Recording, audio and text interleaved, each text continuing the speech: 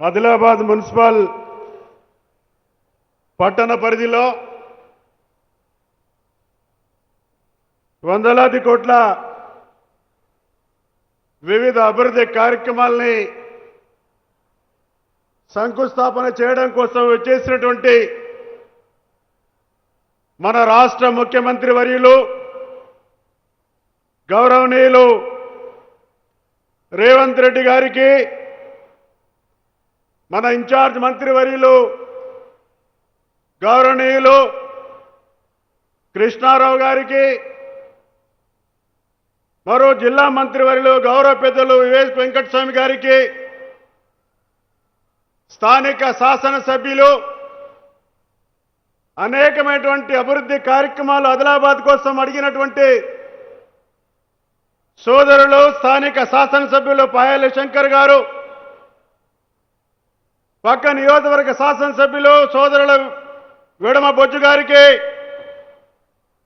మాజీ మంత్రివర్యులు గౌరవ శాసనసభ్యులు బెల్లంపల్లి సోదరులు వివేక్ గారికి, మాజీ మంత్రివర్యులు రాష్ట్ర ప్రభుత్వ సలహాదారులు గౌరవ పెద్దలు సుదర్శన్ రెడ్డి గారికి,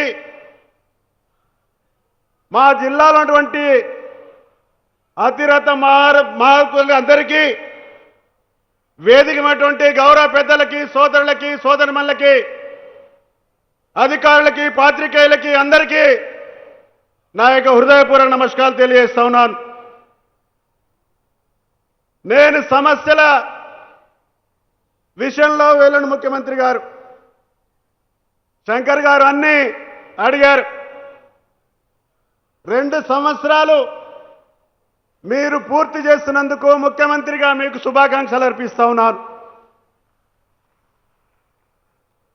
అదే మాదిరిగా ఎయిర్పోర్టుకు సంబంధించినటువంటి డిఫెన్స్ శాఖలో ఉన్నటువంటి దాన్ని జాయింట్గా ఇవ్వడానికి ఒప్పుకున్న తర్వాత ఈ మధ్యనే మీరు అనేక సందర్భాల్లో మీకు కలిసినప్పుడు కూడా నగేష్ మనం తప్పకుండా చేద్దామని చెప్పినటువంటి మాట ప్రకారంగానే ఈ మధ్యనే 700 ఎకరాల భూమి సేకరణ కోసం జీవో వచ్చినటువంటి మీకు ప్రత్యేకంగా ధన్యవాదాలు అర్పిస్తా ఉన్నాను. సరే, ఒకటి ఈ సందర్భాన మీకు ఒక రిక్వెస్ట్ చేస్తా ఉన్నాను సార్. మా జిల్లాకు సంబంధించినటువంటి భౌగోళికంగా మీకు తెలవంది కాదు, సామాజిక పరిస్థితులు మీకు తెలవంది కాదు, అనేకమైనటువంటి సమస్యలు ఇక్కడ ఉన్నటువంటి ఉన్నాయి. ముఖ్యంగా ప్రత్యేకమైనటువంటి అభివృద్ధి సమీక్ష కార్యక్రమాన్ని మీ యొక్క చేరుతో నిర్వహించాలని చెప్పేసి కోరుతా ఉన్నాను. గతంలో అనేకమైనటువంటి సందర్భాలలో గత 20 సంవత్సరాల కింద, 30 సంవత్సరాల కింద ప్రత్యేకంగా ఆదిలాబాద్కు సంబంధించినటువంటి సమీక్ష నిర్వహించి జిల్లా అటువంటి సమస్యలు ఇంకా అక్కడికక్కడే పరిష్కారంగా అన్నటువంటి చేసినటువంటి సందర్భాలు ఉన్నాయి. కాబట్టే మీకు నేను ప్రత్యేకంగా సమీక్షా సమావేశాన్ని మా ఆదిలాబాద్ జిల్లాకు సంబంధించిన విషయంలో మీరు చేయాలని, సాగునీటికి సంబంధించినటువంటి చెరువులు ఉన్నాయి. గతంలో 30 సంవత్సరాల కింద, 20 సంవత్సరాల కింద కెనాల్స్ పాడైపోయి మట్టితో అరోజ్ చేసినటువంటి వాటిని లైనింగ్ కావచ్చు, లేకపోతే అనేకమైనటువంటి చెరువుల యొక్క కెనాల్స్ లేనటువంటి పరిస్థితులు ఉన్నాయి, లేకపోతే అనేకమైనటువంటి రహదారుల యొక్క నిర్మాణాలు జరగవలసినవి ఉన్నాయి.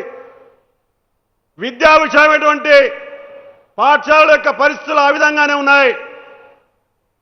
నాకు ఒక నమ్మకం, విశ్వాసం, మీరు మీ యొక్క అధ్యక్షత నిర్వహిస్తే అది తప్పకుండా పరిష్కారం అవుతుందని చెప్పేసి నేను ఆశిస్తా ఉన్నాను. ఎందుకంటే మా జిల్లా అటువంటి ITDA integrated tribal development agency గత 6 సంవత్సరాలుగా గవర్నింగ్ బాడీ లేనటువంటి పరిస్థితులు ఉంది, లేకపోతే సమీక్షలు జరగనటువంటి పరిస్థితులు ఉన్నాయి. అందుకే మీరు ప్రత్యేకంగా మీరు సమావేశాన్ని సమీక్షలు నిర్వహించవలసిందిగా మీకు ప్రత్యేకంగా నేను కోరుతా ఉన్నాను. అది ఇరిగేషన్ కావచ్చు, ఎడ్యుకేషన్ కావచ్చు, లేకపోతే కమ్యూనికేషన్ రోడ్స్ విషయంలో కావచ్చు, సమస్యలు పరిష్కారం అవుతాయని చెప్పేసి ఆశిస్తా ఉన్నాను. అదే కాకుండా సమయం లేదు. చివరిగా మరి చాలా సంవత్సరాలుగా గత కొన్ని సంవత్సరాలుగా అనేకమైనటువంటి అభివృద్ధి కార్యక్రమాలు వచ్చినాయి. అటు R&B డిపార్ట్మెంట్ కావచ్చు, పంచాయతీరాజ్ డిపార్ట్మెంట్ కావచ్చు, లేకపోతే ట్రైబల్ వెల్ఫేర్ డిపార్ట్మెంట్ కావచ్చు, TGMS IDC కావచ్చు, లేకపోతే TGEW IDC కావచ్చు, రోడ్స్ కావచ్చు, బిల్డింగ్స్ కావచ్చు, అవి చాలా పెండింగ్లో ఉన్నాయి. కొంత బిల్లులు లేక ఇబ్బంది పడుతూ ఉన్నారు.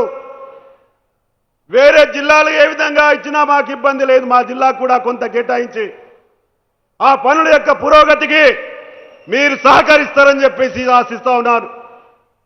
అనేకమైనటువంటి సమస్యల్లో ప్రధానంగా PMKSY కావచ్చు, గిరిజన ప్రాంతాల్లో పోడు వ్యవసాయానికి సంబంధించినటువంటి ఇప్పటికే కొన్ని క్లెయిమ్స్ వచ్చినాయి, ఇంకా రాష్ట్ర స్థాయిలో పెండింగ్ ఉన్నాయి.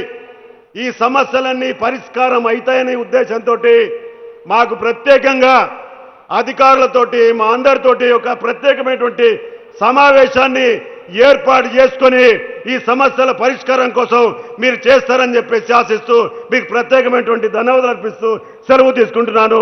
జై హింద్.